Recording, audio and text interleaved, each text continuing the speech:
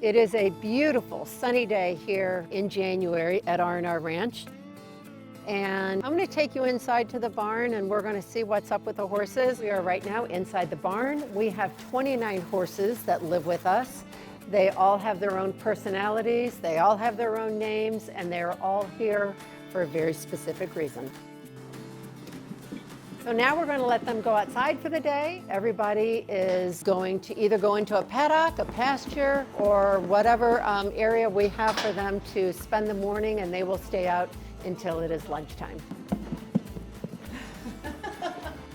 This is, she's in my jacket.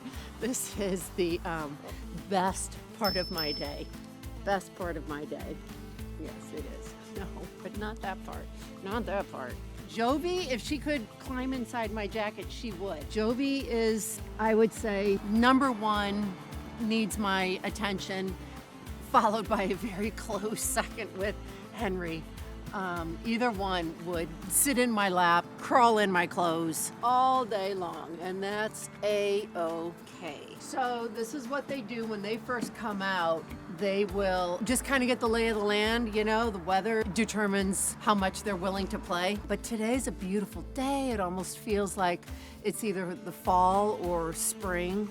And so everybody is, you know, like you've seen, Henry has just been running around and trying to get everybody into a game, whether it's Jovi or Bernard or George I saw him with. So they're all very weather dependent, and then they'll get tired. They're like a bunch of, you know, old ladies who are ready to go play bridge, and they'll just kind of assume their spots. They'll lay in the sun, they'll take a nap, and that's, you know, that's how their morning will go. Most people don't know that there's a difference between miniature horses and dwarf miniature horses. Let me try to explain that to you. So these horses that you see around here, these are dwarf miniature horses. Take a look at them. Take a look at, say, somebody like Tubby, who's got this very round belly, very bulbous. He's very squatted. His body is very kind of pushed together.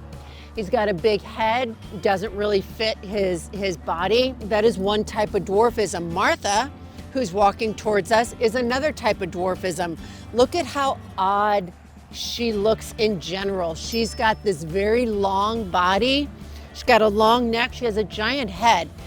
Nothing about these horses is in proportion. Every one of these guys was born with their legs incorrect. You can see Martha's legs. Look at how her feet are pointing out different directions. When you see what Martha was like as a baby, you'll understand why Martha looks like this now, but she is 1,000,000% better than she was when we got her. So dwarf horses are, think of them as a genetic hiccup. They are much like a dwarf person.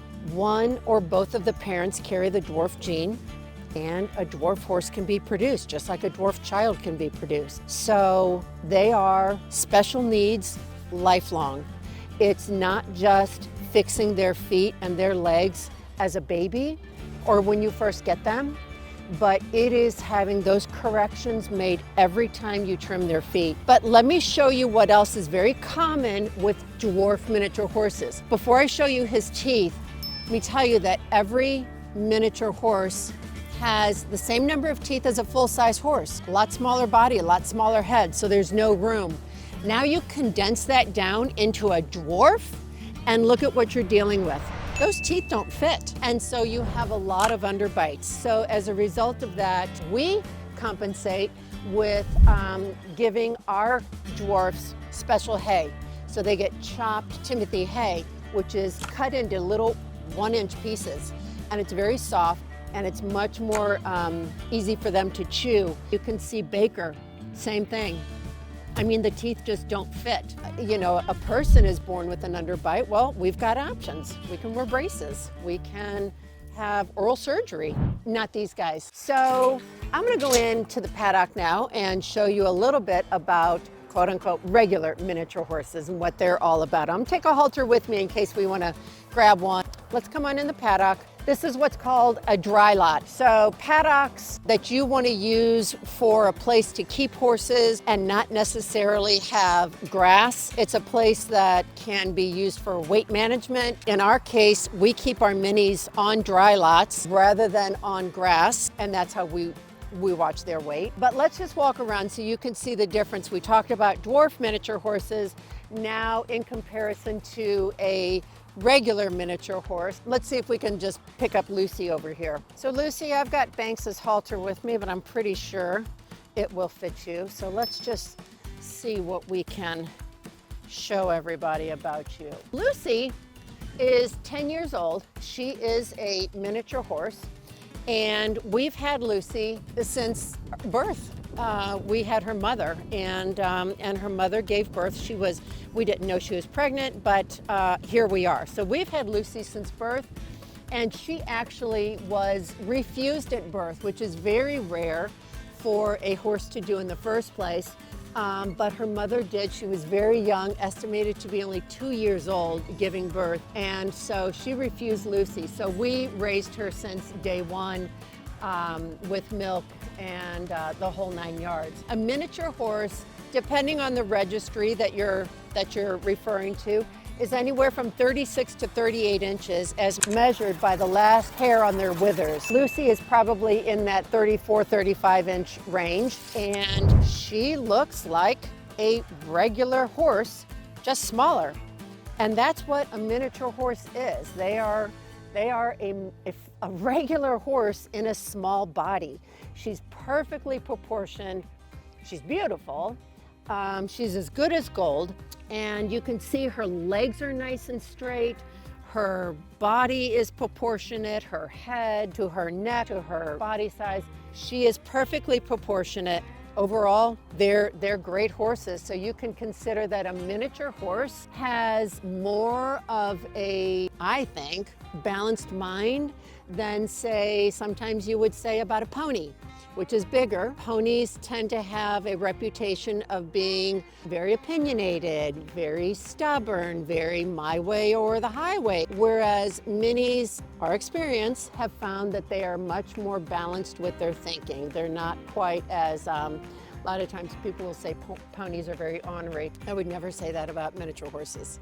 So that's a few of the differences. So this is Teddy Bear. We call him Teddy or Ted. And Teddy was also born to us. 3 of our horses were born to us. We'll call him Naughty Ted any day of the week because he is, he is naughty only because he's still a baby. He's only 5 years old. And Teddy has never lost his babiness.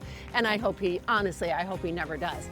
But hold on here, Ted. Teddy's mother was Eleanor, who was 20 years old when she gave birth to him. We got her from an auction. She was rescued from an auction at the age of 19. Nobody knew she was pregnant, including us, until 1 week before Teddy was born. And, Ted, it was expected or suspected that he was born 6 weeks premature. That means that Teddy weighed only 11 pounds at birth. He was like the size of a cat. And as soon as he was born, our vet was here within 45 minutes, assessed the situation. Eleanor was colicking, meaning she was not recovering from delivery, and he was not adjusting well to the world and on his way to being what looked like a dummy foal, meaning he didn't get enough oxygen and different things. So when she got here, it was immediately scoop them both up and off to the clinic where they stayed.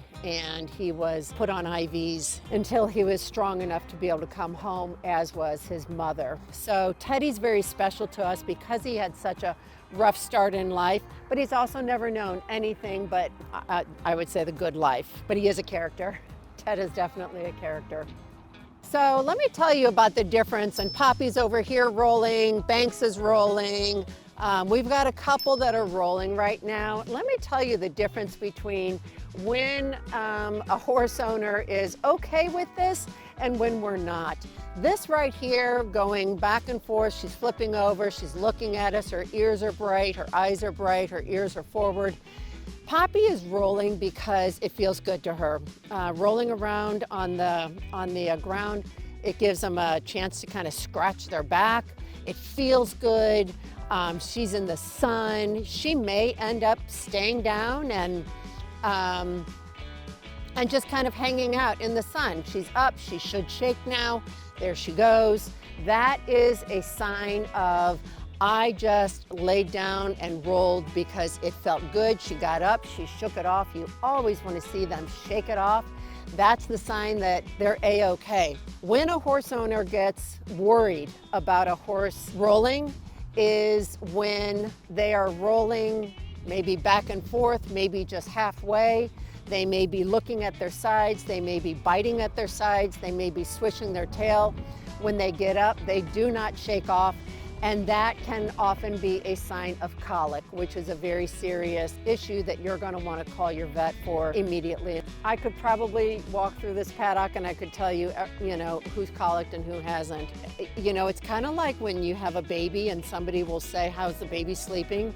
And you don't want to say, oh, he's sleeping great, because then you just cursed yourself and now they're going to sleep for 3 hours. So I kind of don't like to talk about colicking because you don't want it to happen. So we've told you about our dwarf miniature horses and our miniature horses. But here at R&R Ranch, we also have miniature donkeys, 1 full-size donkey, 2 ponies, and we have 3 full-size horses. I will very humbly say that a lot of people are very wowed when they come into our barn. We didn't build it for that factor, but it turned out pretty good, I think. But let me explain to you what makes it so nice. So the first thing that you might notice is our floor. And the floor is made of these rubber pavers. So our horses, there is no chance that they're going to slip when they come in or out, no matter what the weather conditions are. So that's really important to us. Our stalls are an oversized 12 by 12.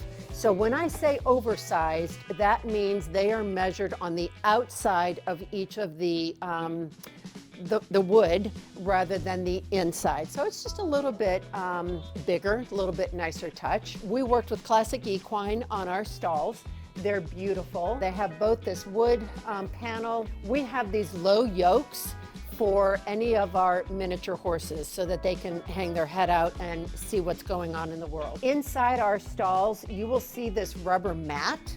Underneath this mat, if I were to peel this back, you would see that we have 4 connecting mattresses in every stall. Those mattresses are about 6 inches thick, and they're made by Comfort Stall Bedding. Bar none, one of the best expenses that we put into this barn, as it is a long-term investment. It's very comfortable for the horses. It's great for any horses who have arthritis. It's great for any horse in general that has been through the lives that our horses have, and we want to provide them with a better life. They've got it. Then we layer in shavings. Our horses have really comfortable place to be when they're inside. We keep 2 minis per stall because these are well big enough to handle 2 miniature horses. If you walk this way, you'll see that each of our horses has their own what's called a dry run. So our horses can come and go whenever they please. If they want to sleep outside during nice weather, they can sleep outside. If they want to go inside, be where the fans are, they can go inside and stay nice and cool. But I can tell you one thing, if I were to draw a circle right here, this is where Milton, who's our miniature donkey, this is where he sleeps every day when he comes outside and lays in the sun. So this is great. We also have access. Every dry run has its own gate access to go out into the field. So when they are going outside, they've got this great field. It's got a really low-grade incline on it, which is perfect for exercise. So this is one of the 3 grass turnouts that we have here. A few of the other features in our stalls are, if you hang out on this side, I'm going to show you how we feed our horses. So you hang out there. I will just pinch this. Their feed pan will spin out. We can fill it and turn it back in. For anyone who has horses, horses can get a little hangry. So that way it makes it, you just feed feed them on the outside, spin it around, and we can get through feeding all of our horses very quickly. We also use Nelson waterers. These are sized down to a miniature horse size. And they are much like a water fountain at school. They will never run out of water. Ours are heated, so during the winter we never have to worry about our water freezing, which is a huge plus. Everything that our horses have is specific to them. So we have nameplates on each of our stalls that tell you who is in that stall.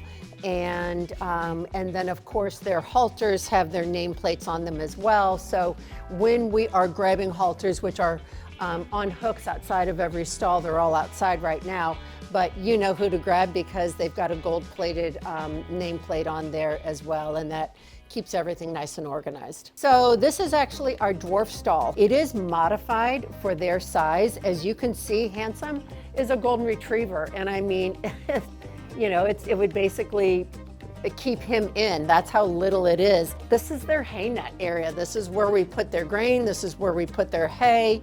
And then even when you look at their bedding, it's different than what you see in our other stalls because we use pelleted bedding in here, pelleted shavings. The reason we use pelleted shavings is because these guys will eat regular pine shavings, of course, so they have to have the expensive stuff. So when you put pelleted shavings down, it starts in a little pellet, and then you water it down, it fluffs up, kind of like cereal does, and then it denigrates into more of this, kind of the sawdust look. But it's very soft for them, and they don't chew it, they don't eat it, so that's a plus. And then they also have their own walkout, so they can come and go whenever they please. We keep all of our dwarfs in this stall. We have 7. And that's why when somebody does reach out to us about taking in a dwarf, I will always have to find out its size before I can commit to anything. I can't put anyone else in this stall that is big, like say Martha or Baker, that it would crowd everybody out. But when we accepted Henry and Bernard, and I could see how little they were, I could understand. They could all sack out. If the doors are closed and they're all in there, they can all lay flat out and still have room to move around. So it's very important that I know these things. We're not like one horse in, one horse out. When one horse comes in, it stays here for the rest of its life. So we have to be very conscientious of what we're doing. So now we've brought the horses back inside, and you can see we've got hay going into the stalls over here. So everyone is getting lunch, and this is what they're going to do. They will spend their time having lunch, and then the afternoon is like we have a bunch of toddlers, and they will take a nap. They will either lay down in the sun, or they'll stay inside. They'll lock their knees and take a nap, or they will lay down, and it is a very peaceful, restful way that they spend their afternoon until stalls are cleaned again in the evening and dinner is served. So that's kind of the day here at R&R Ranch. We are going to continue showing you on this channel what it's like to own miniature horses in particular, what our day-in-day life is like here in the barn and at the ranch, what we're doing with them and how we do it. So if you will like and subscribe, you're going to see a lot more stories about our horses. I will see you on the next episode.